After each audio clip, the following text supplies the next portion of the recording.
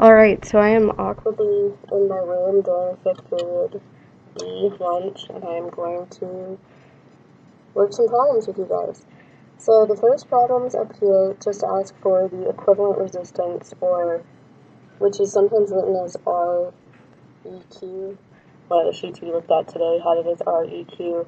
It's the same thing as R total. Alright, so this first one is in series. So in series, 1 over R total is going to be 1 over R1 plus 1 over R2 plus 1 over R3, etc., etc. So that's going to be 1/7 plus 1/5 plus 1/2. I think the common denominator there is going to be, man, I don't even know. So the common denominator that you get by multiplying them all together is 70, so let's just go with that. So we had to multiply 7 times 10, so that becomes 10 over 70. To get 5 to 70, you have to multiply by 14, so that's 14 over 70. And to get 2 to 70, you had to multiply by 35, so that's 35 over 70. There may have been an easier common denominator. I did not see one. So 10 plus 14 plus 35 is 59 over 70. I did not make up this problem. I took this worksheet from the internet. This is a nasty problem. 59 over 70 is not our final answer. Our final answer is the inverse of that, because remember that this is R over 1 over R total. So our total will be 70 over 59. On the quiz, they should all be whole numbers, but if they weren't, you could either leave it as 70 over 59 or tell me that that comes out to 1.19 ohms. But on the quiz tomorrow, they should all come out to whole numbers. If they don't, you've probably done something wrong. These next two are both in series, so they're much simpler. You just add. So R total is R1 plus R2. So R total equals 2 plus 5 is 7. And then for this one, we have 3 of them. 2 plus 5 plus 7, which gives you 14. Look at how different those two are. Same resistors, connected in series, you have 14 ohms. Connected in parallel, you have 1.19 ohms. So it's important you remember which rules to use where. Alright, now these next two. This is the kind of thing you're going to see on the quiz. It's the kind of thing that we've been working for about a week now. They gave you the charts, which is nice, but they didn't label things on the picture, which is a little different from what we've been doing. So I'm going to label things on the picture just in case that confuses anybody. So they've given us the values for all three resistors, and they've given us the total voltage. So again, think about it as a puzzle. You have to look for a row or column where you're only missing one piece of information. And pretty obviously, the one where we're only missing one piece of information is our total. Since this is a series circuit, for the record, because I got a question about this particularly, if you are still struggling with whether it's a parallel or series circuit, just look at how many options your current has. It has to start and end at the battery. Here, if it wants to start at the battery, make a complete loop, and end at the battery, it only has one choice. So that makes it a series circuit. So because it's series, like we did up here, we just add. So we have 10 plus 20 plus 30 which gives us 60 ohms as our total resistance. If we have 6 volts, oh, this is not going to be a whole number either. This is not nice. I'm sorry. 6 divided by 60 to get our current gives us a current of 0.1 amps. Now, because it's a series circuit, the current is the same everywhere. So, 0.1, 0.1, 0.1, yay. And then to get these, we just have to multiply. So, 10 times 0.1 gives us 1. 20 times 0.1 gives us 2. And 30 times 0.1 gives us 3. We can be reasonably sure that we did things right because V total should also be V1 plus V2 plus V3. And those do in fact add up to 6. So yay, we've probably done things right. Alright, moving on.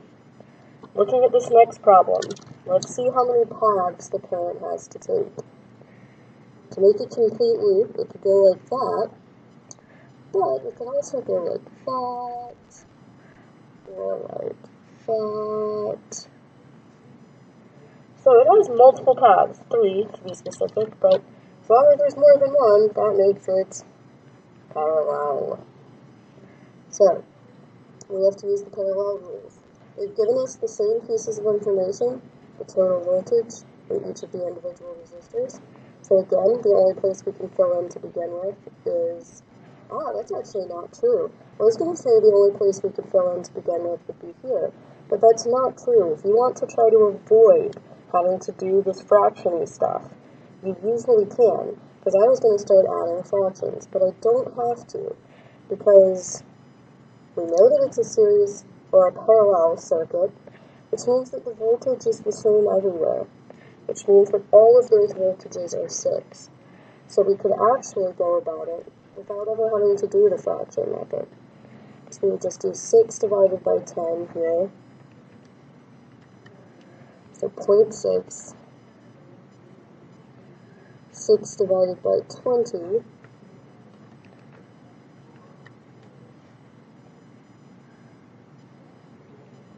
And 6 divided by 30.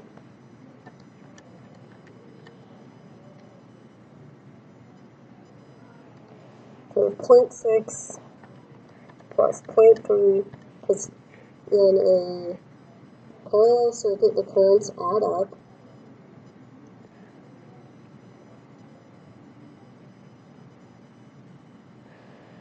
So 0.6 plus 0.3 plus 0.2 gives us a total current of 1.1 amps.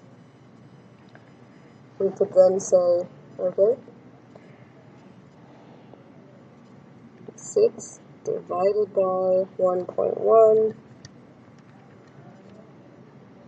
gives us 5.45 volts. Oh no, 5.45 ohms, excuse me, for resistance. To check my work, and just for some extra practice, I am going to do the fraction method, because I should get the same answer. So if I do 1 over 10 plus 1 over 20 plus 1 over 30, I'm going to use 60 as my common denominator.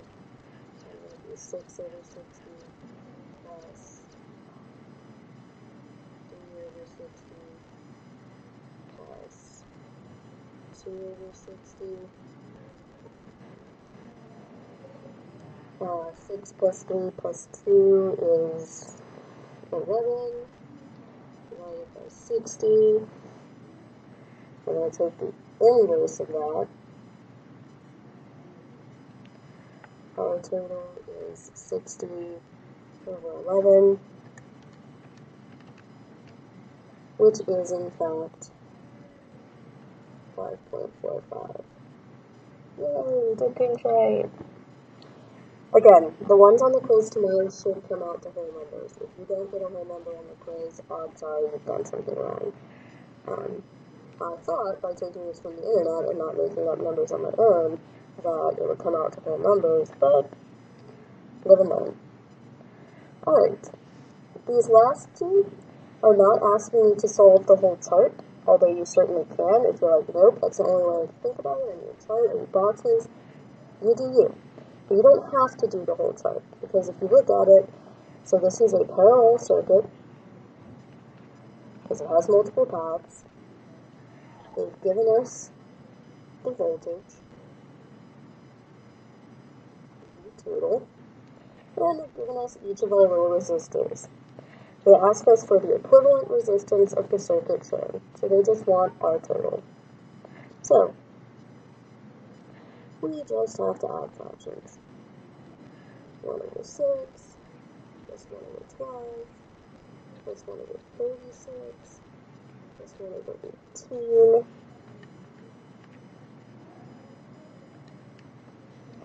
So our common denominator here is going to be 36. So we're going to have 6 over 36 plus, checking my math so I don't do anything wrong, 3 over 36 plus,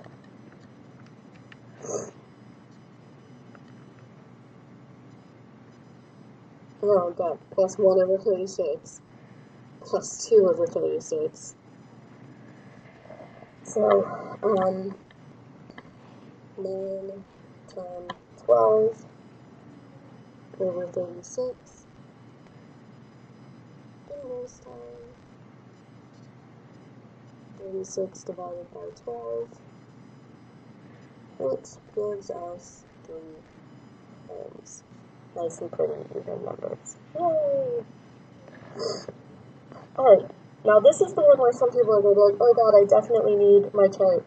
Because they're asking, what is the current measured by the ammeter A shown in the diagram? So that's here. Well, first we have to identify which current that is. It's by what we're considering resistor 1, so that's going to be I1. So you could set the chart up if you wanted, but keep in mind that because we're in a parallel circuit, the voltage is the same everywhere. So we actually know V1, it's 12, because if V total is 12, then V1 is 12, V2 is 12, V3 is 12, V4 is 12. 12 plus 12. So we know that V1 is 12, and we know that R1 is 6. We really don't need the chart to find R1. We just remember that V equals IR. So 12 equals I times 6. And then we get that I equals 2 ohms. Alright. This next one works pretty similarly. Well, actually, no. Let's look at it. Here's what they tell us. We have a 120 volt source, so that's the total, 120. We have 2 resistors. I'm going to name them R1 and R2. We know the value of R1, we don't know the value of R2. And we have a current. Now, we need to figure out which current this is. Haha, it's a trick question. I would label this as I total, but it doesn't actually matter because this is a series circuit, so current is the same everywhere. So we could label that anything we want. It's just going to make the most sense for us to label it IT. Now, question 9 says calculate the equivalent resistance in the circuit shown. The end state is going to be, alright, equivalent resistance, we have to combine the resistors. But then you're like, we don't know the value of that, how can we combine them? The trick is Ohm's law. You know V total is 120, and you know I total is 25, and we know V equals IR. So we can just plug in 120 equals 0.5, or